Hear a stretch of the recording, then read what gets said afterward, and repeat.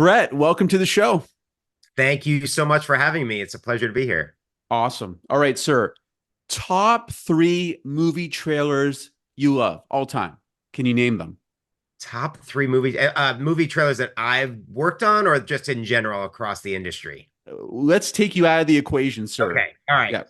Yeah. So I was inspired to get into movie trailers by I remember seeing the trailer for Snatch and thinking, "Oh my God, whoever cut this is brilliant." And then seeing the movie and realizing that all those camera tricks were all done in the film. But still, I remember watching Skip's trailer for Mission Impossible 2 and really feeling like, wow, what a great use of movement and tone and style.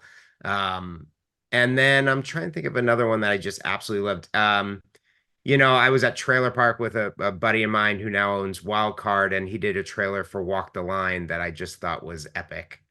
Um, and then there's another one. Actually, I think he also cut trailer for Mission Impossible 3 that I just remember that opening scene was like the best opening moment of a trailer ever, where you just hear Philip Seymour Hoffman talking about, Yeah. Tom Cruise's wife and talking about, do you have someone close? Because I'm gonna find them and I'm gonna hurt them. And it was just such a great build of anticipation. Then finally to reveal Tom's face and kick off in the trailer. I use that moment with my team a lot to be like, how do you capture that kind of essence? So it's interesting being a movie trailer person. It's about, I don't want to say manipulating emotions, It but is 100% it's okay, manipulative. okay. That's an art form. The anatomy of a movie trailer. What are the key ingredients?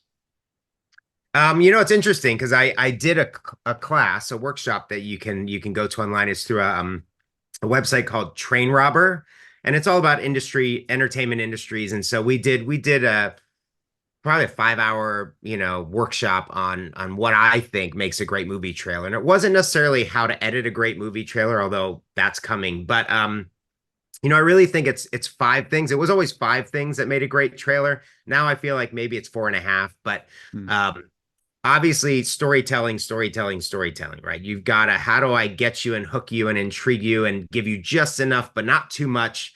Um, so storytelling, editorial style. I always feel like, some people battle between story and style of what's the most important way to capture an audience.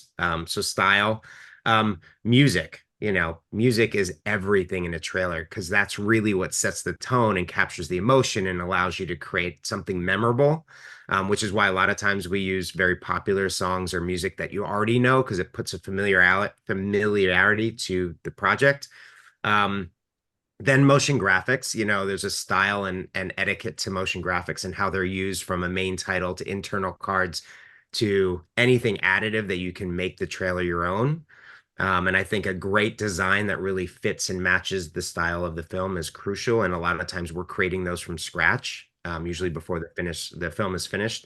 And then there used to be one whole point. Now I give it half a point as copy. I feel like we don't use copy as much as we used to, but I still feel like great copy that is succinct, clever, but not too much of a dad joke. I mean, it's a very fine line, but enough to capture the essence of what a film is without giving it away, without being cheesy or hokey, unless that's what the copy calls for. So I feel like if Hmm. those five elements, I feel like if you got an A+ in all five elements, you'd probably have a trailer that's going to win some awards.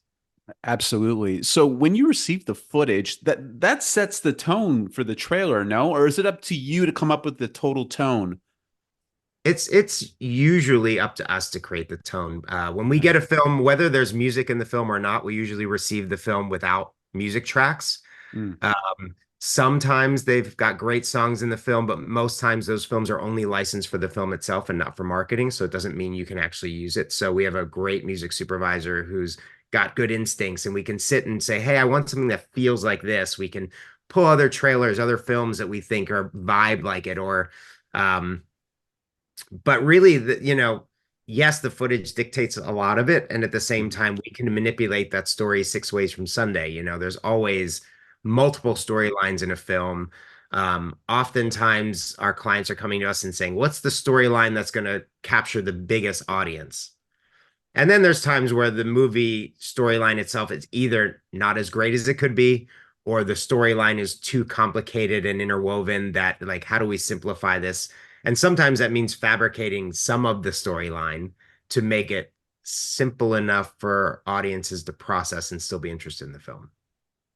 So you've mentioned that there are some trailers that you've done where the movie wasn't the greatest. So in that kind of Never. All situation, the movies we work on are amazing. they're I'm just amazing. They're kidding. sorry. I'm just kidding. To all our clients out there, all your films are fantastic. Because it definitely takes a certain artistry to craft something where maybe the footage you get isn't, Oscar caliber, and you do have to make it interesting to put butts in seats, right? Yes. Yes. Is that usually one person making a decision? So are you in the boardroom with the other guys, other team members to sort of figure out how to hash it out At my agency or at yours? yeah, so we're a little bit of a bigger agency. We've grown over the years. So now we have the luxury of having a creative director and a producer and an editor and a copywriter and a music supervisor, and so normally when we have a kickoff, all those people will watch the film and then sit in a room together and be like, talk to me. And for me, I always like to hear from people, what are the moments that stood out for you? Because yes, trailers are storytelling, but I feel like it's all about sticky, salient moments that you can remember, like you can recall instantly after you're done watching it. And those are usually the moments that land in the trailer. And so I like a lot of people, watch a movie and be taking notes the entire time. I prefer to just take it all in. Don't even think about it. And as soon as the movie's over, say, okay, tell me what you remembered, what moments stood out to you. And a lot of times those are at least the building blocks for where we're going to go with putting the trailer together. Gotcha. So it's interesting with movie trailers. I'm a movie buff, much like you, and so I see some of these trailers. "Oh, you revealed too much. Like for example, Multiverse of Madness. I don't know if you Yep. guys worked on this. Professor X. Yep. I'm like, why? Like why? Okay, I get it. You want to build anticipation. The movie already had a fever pitch of like anticipation. It made almost $1 billion. Right. Professor X, man, that was such a I don't know, like that was something I felt could have been left in the movie. So with you guys, how Yeah. do you know when your trailer is revealing too much? Well, like you said before, I think most people in our industry are artists. They're cinephiles and they're artists. And I think above all else, no one wants to give away everything in the movie. And I think that a lot of times what happens is our studio counterparts who employ us have criteria to fill. They have to concrete, they have to get concrete evidence that says this is going to work. And one of the ways they do that is through market research and testing. And the hard part about testing is it can't really test a vibe. It can't test if that vibe works. All I can really test is what did you understand of the story? How much do you understand? And so the more story you put in for the audiences to understand, the higher the test results go. Oh, I see. And so sometimes we can get caught in that circle of wanting a higher testing score, which then says, well, I did my due diligence, right? This is what the market research said. This is why I made the decisions I made. And a lot of times that's great. And sometimes that's why we put too much in trailers and people go, why did you do all that? We told me the whole story. I'm like, well, I didn't mean to. I didn't want to.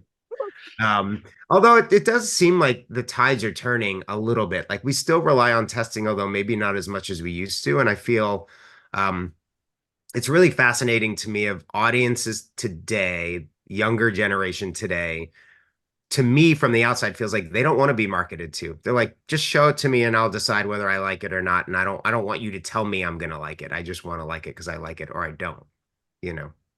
Right, right. Interesting.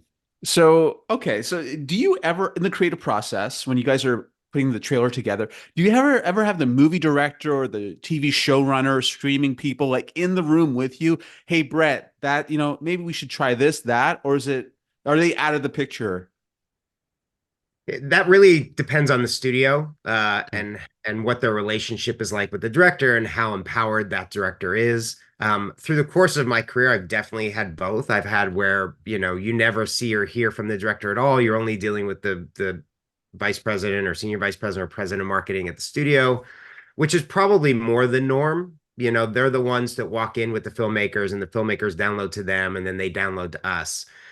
But it does depend on the process and the notoriety of the agency. Sometimes if a director's had good luck with an agency, the director will be like, I want to get involved and come in and sit down with Brett or sit down with Brett's team. Um, I don't find that happens as much as it used to, Hmm. but it does happen time to time, depending upon the relationships and how they're forged. But a lot of times, and I understand a lot of times the studios really want to be the point of entry. Like um we've had it in the past where I have friends, I'm getting up there in age now. So some of my friends from film school have gone on to make feature films. Which I then say, hey, we have to work on the trailer. And then the studio's kind of caught in this weird world of I kind of have to because the director's telling me to use it, but I also don't want the director and the agency to be talking without me. Hmm. And so now what happens when those projects come in, I've learned my lesson. Like I a buddy of mine, John Gunn, just directed the movie Ordinary Angels, and we did the trailers for that. But there are certain points in the trailer process where he would call me and be like, "Hey, I wish we didn't do that. Can we try something like this?" And then the client's like, "Can you not talk to John through the process and let us kind of?" And so it really becomes a tricky situation. It Yeah. is more fun if we're able to talk to the creatives involved, and at the same time John Gunn is not writing the check to me, Lions. Yeah. And so I have to be mindful of the client and really understand that. But, in a perfect world, we'd all come together and do it together. But For sure. So I guess so any notable people that have sat in with you early on, like any notable directors that you can mention or people, creatives? um he didn't sit in with me, but I did get notes from Steven Spielberg when we were working on Munich. So that was fun to get notes directly from Steven Spielberg. That's cool, man. Um, That's cool. when I was at Trailer Park, Tom Cruise came in multiple times to work with us on projects and give notes and work on stuff. So that was kind of fun. I think who Is he else? super passionate, TC? Super Oh passionate? my gosh. Yes. Have you ever met him? Never. Oh my gosh. When you talk about someone like when you shake his hand and he shakes everybody's hand and treats everyone exactly the same. And he literally will shake your hand, look you dead in the eyes without blinking and be like, "Hey, I'm Tom." And you feel like he like looks into your soul like, "Oh my gosh, I can't believe you're paying me this much attention." But I really feel that's one of the amazing things when a celebrity can be that personable and that interested and very present with whoever he's with. And I've seen it other times too. It's really amazing, and I feel like it goes a long way. I mean, people can say whatever you want about Tom Cruise, but he's incredibly talented. He makes great films, and he is that guy in person. Oh, wow. Amen. Yeah. All right. So, Brett, man, you've been on this incredible journey with the movie trailers, your company, and all of that. How did this all begin? What's the origin story? Probably by accident. So I went to film school to make movies at Ithaca College and moved out here right after graduation. And my buddy had gotten an internship with production company called Evolution, and they were producing shows, but also producing on-air promos for a new network called FX. It was brand new. And I was saying, hey, I just want to get in and produce. And they said, well, I don't know if you're interested, but FX is looking for a production assistant. And I said, great. And I remember I went on 5 interviews for a production assistant. And at the time, FX only had like 10 people in all of FX. And I remember after the 5th interview, for some reason, I had the vice president's phone number and I called her on a Saturday morning and I said, listen, I've had a lot of great interviews. I really love what you're doing. I'm a huge fan of the content because they were pulling old things out of the vault. So it was Green Hornet and Batman and Gilligan's Eye, all this stuff. And I love it. And I'll do anything. I said, I'll tell you what, why don't I come into work on Monday? I'll work for the week. You don't have to pay me. And then at the end of the week, if I do a great job, we can talk about it. And she was so floored that I said that. She said, okay, great. Come in on Monday. Um, come in on Monday, come prepared with this, whatever. And by the way, don't call me on the weekends anymore. And so when I showed up on Monday, she said, thank you for coming in. Obviously, we're going to pay you. We can't not pay you. Yeah. Um, uh, but I appreciate your tenacity and your perseverance to get in the door. And then I was like, had to call my buddies and go, what's an on-air promo? Wow. Because I'm like, I didn't, and then like, oh, it's a commercial for the TV shows. And I was like, okay. And what was so great about getting in at that process, that certainly wasn't my career goals. It wasn't the trajectory. I was kind of like, I'll get in the market and see what I can do. But because there were so few people, everybody sat in every meeting. So if you had an idea for a promo or an idea for, hey, we're running Green Hornet. Do you have any ideas on how we could package that up and make it fresh? And so I started writing a bunch, and I would present ideas all the time. And sometimes they'd get picked up. Um, and I think at the time, because they were so small, they didn't even have, they had all the editing was done out of house. So I remember putting together a proposal for them to buy 5 Avids. And at the time, Avids were super expensive, but I went and did my homework and said, and ran the whole cost savings of like, I guess I was entrepreneurial then too, of like, hey, here's what you could save if you did all the work in house. And secretly, I loved editing. So I was kind of like, well, if I get them to bring it in, I can edit for them and start there. Um, they didn't buy the Avids. And we went on. And eventually, ended up moving over to Fox Broadcasting in the on-air promotions department as what was called a room producer. And so that was someone who produces the promos, but after they're already created. And so I would sit in the voiceover sessions. I would direct the voiceover talent for the promos. I would supervise color timing sessions, and then ultimately make sure that everything was QC'd and looked right and that everything matched. And so if it said this Tuesday on Fox, tonight on Fox, tomorrow on Fox, next week on Fox, that the graphics matched the VO and everything was right, and then they'd go ship out to all the affiliates at night. Um, and so I did that for a number of years, met lots of great people, but really wanted to be on the creative side. Yeah. And so one summer, my wife kind of sat me down because I was doing a bunch of things. I was writing scripts, I was shooting spec commercials, I was working Wow. at Fox. And she said, hey, I'm going on tour this summer with a play. She said, can you just focus on one thing for the summer? Like, what is it you want to do? And I was like, well, I really want to be a writer producer at Fox. She goes, well, why don't you put everything on hold for a second? Just focus on one thing. Right. I said, okay. And she's like, and I'm going to be gone. So you can work around the clock if you want. And so that summer, I asked if I could write and produce some spots. I asked one of the creative directors if I could help. And she said, sure, here's a project. Let's see what you come up with. And so I wrote a couple of scripts. She said, okay, great. Now sit in edit bay with the editor and you guys can put it together. And I remember they were for movie of the week. So at the time, Fox was running movie of the week packages.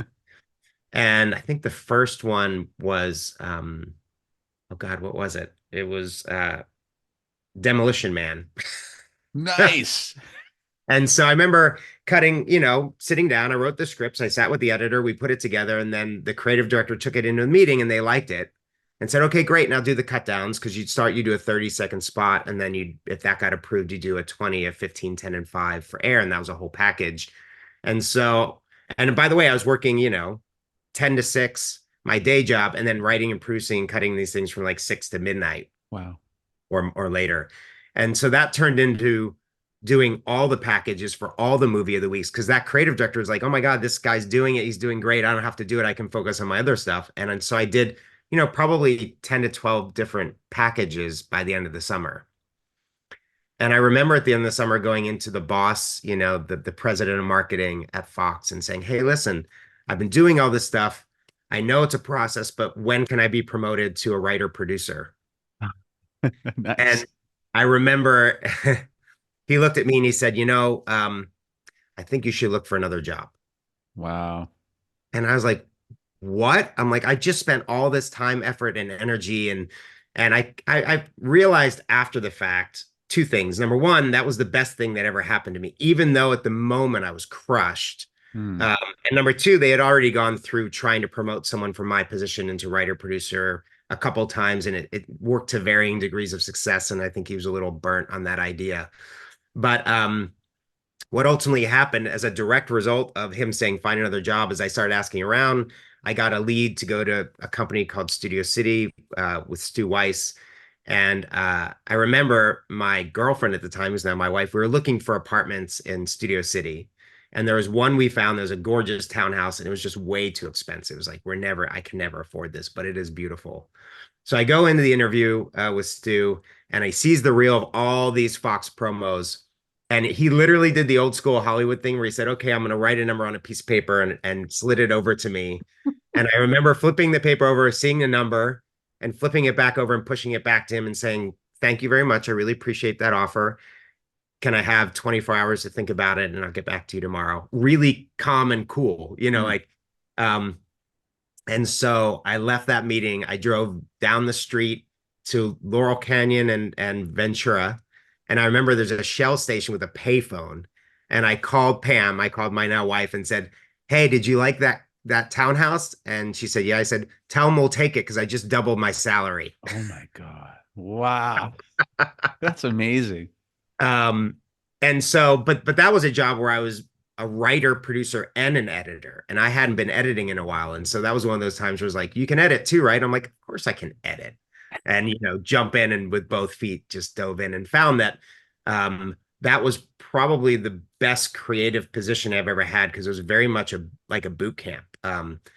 They had syndicated packages, and at the time, like Third Rock from the Sun would hit 100 episodes and go into syndication. And so some of the agencies would be like, okay, we've got 100 episodes. We now have to market it in a different way than the first time they were marketed. And so they'd give Studio City 100 episodes to do. And he had a stack of editors, writer, producer, editors. And our job was literally we'd watch the episode on a Monday before lunch. We'd write a script. We'd cut the 30 on Monday afternoon. We'd come in the next morning and do the 20, 15, 10, and 5 cut downs. And then Tuesday afternoon, watch the next episode. Wednesday morning, write the script and cut the 30. Like it was just that repetition Yeah. of making decisions fast and hard and dialing in the creative to be able to do it that way is what ultimately led me into trailers and trailer park and everything else. But I came with a different fuel than a lot of trailer editors had because the trailer editors, if you started in the trailer business, you understood, oh, I have 2 weeks to cut a trailer, you know. Mhm. And so you could really dive in and ponder. And in the world I came from, I didn't have that luxury of time. And so I found a lot of success when I moved over to trailers because I was just able to make decisions quicker. So yeah, you strengthen that muscle. I just love, I like your trajectory. Like you're hustling. You're early on. You're wanting to do everything, like to boost up your value to your employer at every level. You're trying to do more and more, acquire more tools to your tool belt, right? Yes, And that's leading you to different positions. And you also worked at Disney, right? Is that what I I read? did. I did. I did. So, it was again, I've had a crazy career and it doesn't always go like this. And I'm nothing but grateful for the opportunities and the doors that opened. And so I had moved over from Studio City to Trailer Park. Hmm. That was a trailer company, and I was brought in to start a TV promo division. Right. And I was brought in with two other guys. And I hit the ground running. I built a demo reel. I started shopping it around. I think I got in a client at Nickelodeon. I got some work at ABC. I got some Wow. work and started to build that up. But we had some downtime early on. And so my boss at Trailer Park was like, hey, you got some downtime. You want to cut some spots for Men in Black 2? Cool. And I'm always a cinephile, right? Like TV shows are fine, but I wanted movies. Like I always loved movies more than TV shows and always wanted to cut on. So I was like, okay, sure. Um, and so I cut a TV spot for Men in Black 2, and they sent it in and it finished on version 1, which for me in the promo world was like, yeah, of course it's going to finish on to the next one. But what I didn't realize is in the trailer world, a lot of the studios noodle things a lot. And so, Mm. you could go up to 5, 10, 15, 20 versions on a TV spot. So the fact that the spot went over and basically untouched, they said, okay, let's finish it was like a miracle child. Like it was, Wow. So my boss came to me, he goes, that's pretty crazy. You want to cut another one? And I said, okay. So we cut another one. And I think they made one revision on it. And then that went to finish. And so then it was like, who is this guy? Wow. And I didn't realize that was anything special. I just thought, yeah, that's the way it works in on-air promo. And so he said, hey, you want to cut a trailer? And I was like, yes, I really want to cut a trailer. And so the first trailer I worked on was for a movie called The Hot Chick with Rob Schneider. Rob Schneider. Yes. That's And fortunately that one went to finish as well. And Wow. the studio executive over at Disney, after working with me on that project, was like, I really want you to come over to Disney and work on the studio side. And I was like, oh, okay. Uh, and through some extenuating circumstances, my bosses at Trailer Park was like, we really want you to stay. You made a commitment to stay. Hmm. You got to. They didn't say you had to. Like, if I really, it was on me to do it. But I heard what they were saying. I was like, okay, you're right. I made a commitment, and I passed on the executive job, which was Wow. rough number of reasons. But ultimately, Hmm. 6 years later, the same executive came back and said, "Hey, how about now?" And I Wow. and at that point, I was like, "Okay, yes, now I'm ready." And Wow, I man. went over to Disney to be vice president of creative services, Wow. and it was awesome. And it was also not what I was anticipating. And the analogy I use is it was a coaching position, and I still wanted to play quarterback. Yep. Yep. And so the idea of like calling other agencies and having them do the fun stuff while I kind of sit on this end and navigate. While today that's cool, but back in the day, I was like, man, I'd be so much happier being in the Bay, Yep. either cutting or working with an editor or, and so early on, I went on to my boss and I was like, hey, I really appreciate this opportunity, but long-term trajectory, this is not where I want to be. And I was like, I'm either doing the best thing ever or committing career suicide, right? Because I'm telling, the top clients in town that I don't want to do what they do. Um, and it was weird because he was like, okay, well, I have to find your replacement. So I need you to stay until I find your replacement. But we didn't have Okay. any kind of game plan as to when that was. Hmm. And so I went into work every day for the better part of a year, not knowing if that day was going to be my last day. Wow. Oh man, So that I just kept sucks. going, right? I just kept Yeah. doing it. And oddly enough, towards the end, I think I got to a point I was like, well, this isn't so bad. I could keep doing this. But I was already, and so I found a replacement. I trained my replacement. She shared my office with me. And then I left to join the refinery with my two partners, Adam and Brad, who they're print guys and I'm the AV guy. Right. Uh, and we had worked together at Trailer Park. And so we partnered up to create the refinery. And at the time, the print team had already gotten going, but I hadn't started the AV side yet. And so we officially started the AV side in 2008. Wow. And it was me. I hired a coordinator and I hired an assistant editor, and that was it.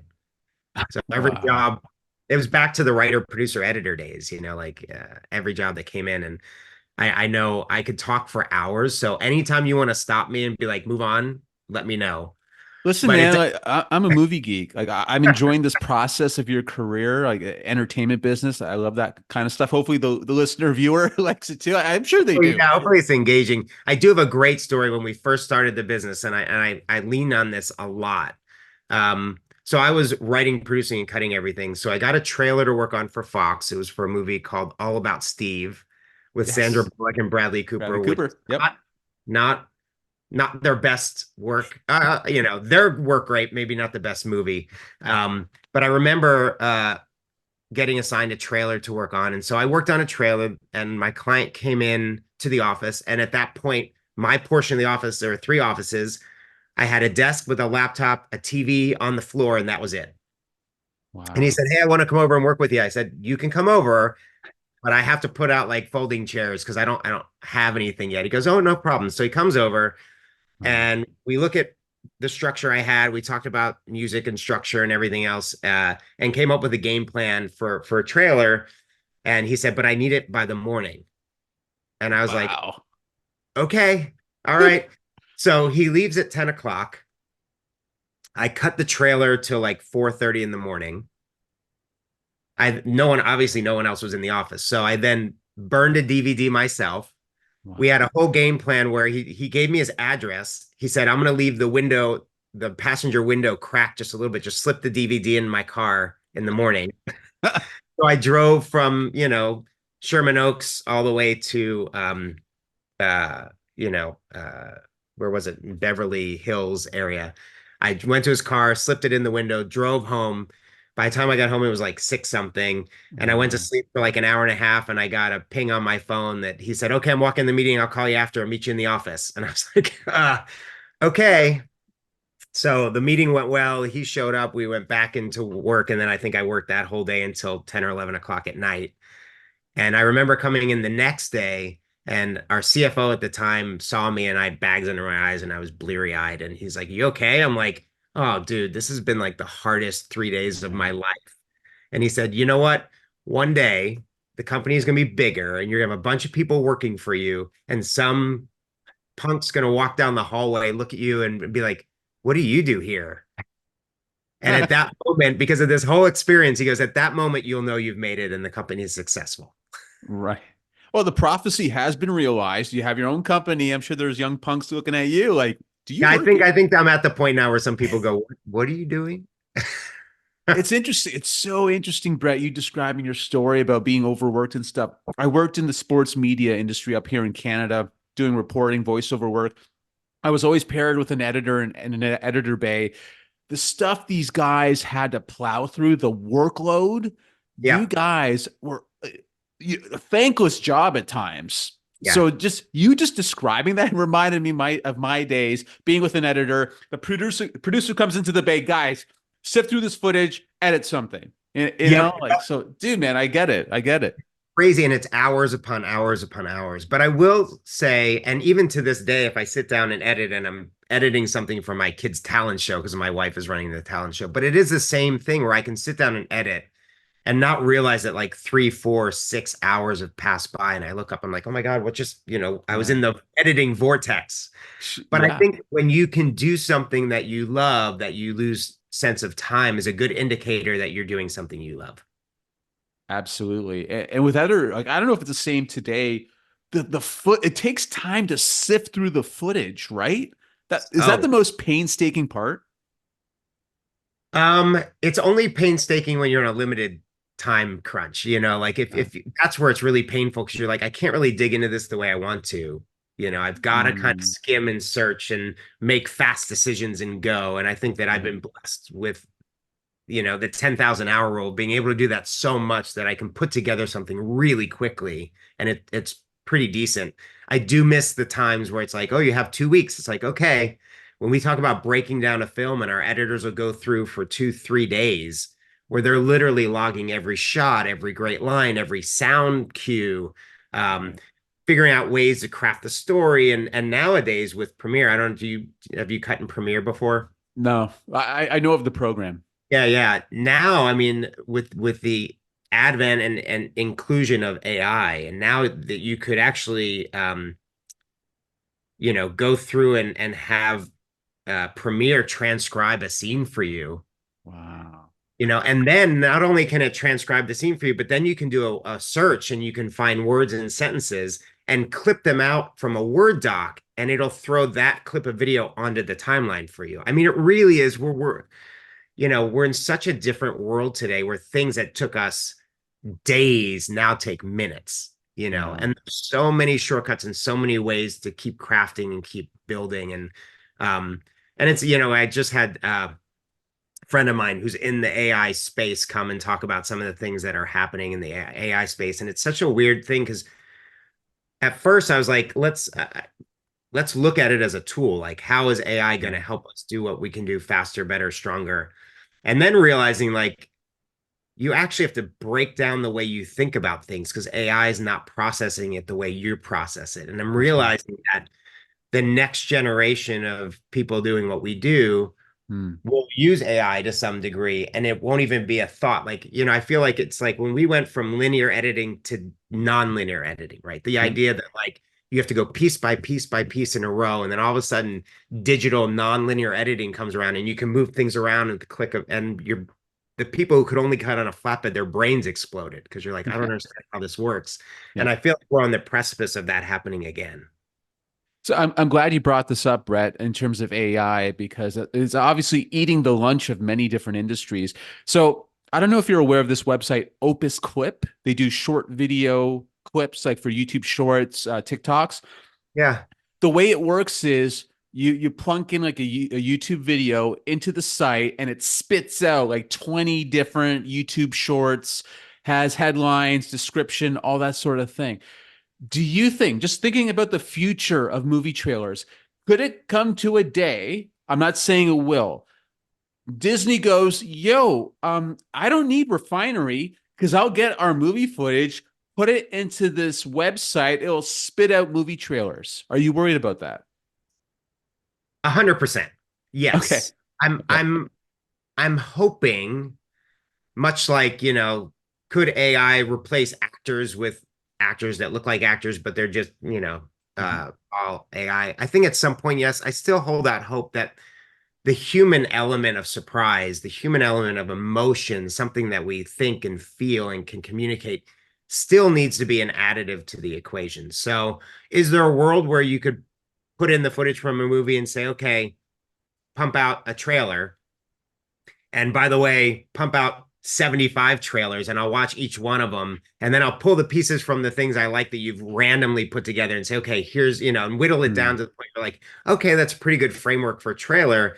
But then I right. still hold out hope and believe that you'll have to go to a true editor to then finesse it and present it in a way that is unique and humanistic and emotional in a way that AI I hope can never really do. For sure. I think that's the difference. You're right. The human element. So, okay, we've been talking about your career. We've been talking about the future of movie trailers. So typically, I have like people who are like career pivoters or people starting out in their careers. They want to know what's out there, and this is a cool gig, movie trailer editor. What kind of skills, education does someone need to enter this field? Like you were a hustler right off the Yeah. top. You didn't go right into movie trailers. You're a production assistant, that sort of stuff. What do these people have to do? Like a career pivoter, a guy mid-career says, you know what? I hate my corporate job. I want to try movie trailers. What's that path? I mean, I think first and foremost, two things. One is you have to love movies or TV shows, entertainment in general. And I used to be a film buff, but now with such great TV, I mean, there's such great series that it parallels films that I just want to watch good content. I don't care what form it's in. So that barrier is gone now. But you have to love it, right? I mean, if you're going to spend all day Mhm. working with it, you have to have a passion for it. Because if you don't, it's just not worth it. Um, and I think you also have to want to do like if you love films and you want to be a filmmaker, I'm like, then go be a filmmaker because short form content advertising is not filmmaking. And this won't necessarily lead you into a career in filmmaking. And so I always tell people like if you're passionate about movies and TV shows, and if you like the idea of being in the world of entertainment marketing, then this is a great career path. And really, then what it comes down to is perseverance and time, and get your foot in the door however you can get in. And I remember I've always told people because we've always opened our doors and said to anyone coming in from production assistant all the way through. And by the way, you can even be in a different position. If someone was like, "Hey, I want to be an editor," I'd be like, "Okay, great. Number one, after hours, we'll open the edit bays and you're allowed to play and practice and do whatever you want because that's how you get better." But then the other thing is, I've told people the best thing you can do is find someone at the agency who does what you want to do and ask them if you can sit down and pick their brain and tell them, hey, I love what you do. I think you have the coolest job in the world. Can you tell me about it? Can you tell me your story? How did you get here? What would I need to do to get there? And usually two things happen. One is you befriend that person because they think it's super cool. And my dog just opened the door to come in. So It's okay. um Nice. you make a new best friend because they're excited that you're excited and you reinvigorate them because I think a lot of times once we do what we do long enough you kind of forget that it is a super fun job that it is so cool and when someone comes in and reminds you of all the other jobs you could be doing but you're doing this and that it's a job that someone else would kill to have it invigorates me if someone comes to me and says oh yeah it reminds me that oh yeah this is pretty amazing that we get to do this we get to paid really well to play, you know. And so I think Mhm. that's the key is like get your foot in the door, make friends, and look around and really kind of hone in on what area you want to work on. Great advice, Brad. Great advice. Okay, let's ask one more question here. So, talk about probably the highlight. Do you have like top three highlights of your career? Like, whether it's trailers you're most proud of working on, stuff like that. Yep. Yep. It's fun. I mean, obviously the first trailer is always the first trailer. That's great. I also didn't mention this, but I did make a film that came out in 2005 called My Date with Drew, that Nice. I made with two buddies of mine, and it's a romantic comedy documentary about a buddy of mine whose lifelong dream was to get a date with Drew Barrymore. Um, Nice. and what was so coincidental is not only did we make a film about Drew Barrymore, I was also at the time working on a trailer for Charlie's Angels Full Throttle. I had already cut a trailer for Duplex, which was with Drew Barrymore, and I was about to work on 50 First Dates with Drew Barrymore. So the fact that Drew Barrymore in my circle has had a crazy spin. Um, and then a few years ago, we got to work on Ford versus Ferrari. So we did the trailer for Ford versus Ferrari, and I didn't actually cut that. I creative directed it, but I wasn't the one cutting it. But that's a bucket list for me because I'm a huge Shelby fan. I'm a huge car nut. And this room makes it seem like it's all music, but it's cars and guitars are my things. And so to be able to know that that movie was coming out for like 10 years because it kept getting postponed and postponed and postponed, Right. to ultimately getting to work on the trailer, to getting to finish the trailer, um, definitely a career highlight. And then another trailer that we worked on, which I didn't cut, but a really talented editor of mine at the time cut, was the trailer for Kong. It was the Yes. third trailer for Kong. We got to use the Rascals song. We got to get out of this place, and that trailer was so monumental for me for a number of reasons. But one is, um, we had used "We Got to Get Out of This Place" in the front half, and then the back half we used a big orchestral cue. And our client at Warner Brothers tasks us with saying, he's like, I want one song through the whole trailer, and I was like, well, I don't know how to get that. And so I sat down with our music supervisor, and this is where being a musician came into play. And I said, well, what if we took the chord structure of "We Got to Get Out of This Place" and did it half speed, and had an orchestra going bum bum bum bum, and then we can bring in choirs, we can bring a choir come in and chant "We gotta get out of this place," and just having that kind of conversation. To then our music supervisor hired an orchestra, hired choral singers, watching the whole thing come to fruition and actually finishing and getting out in the world was so triumphant in so many layers. And I remember there was one reviewer of the trailer that came out and he said, I love this trailer so much, I want to marry it. And I was like, okay, I'm done. Nice. Brett, man, you are so multi-talented.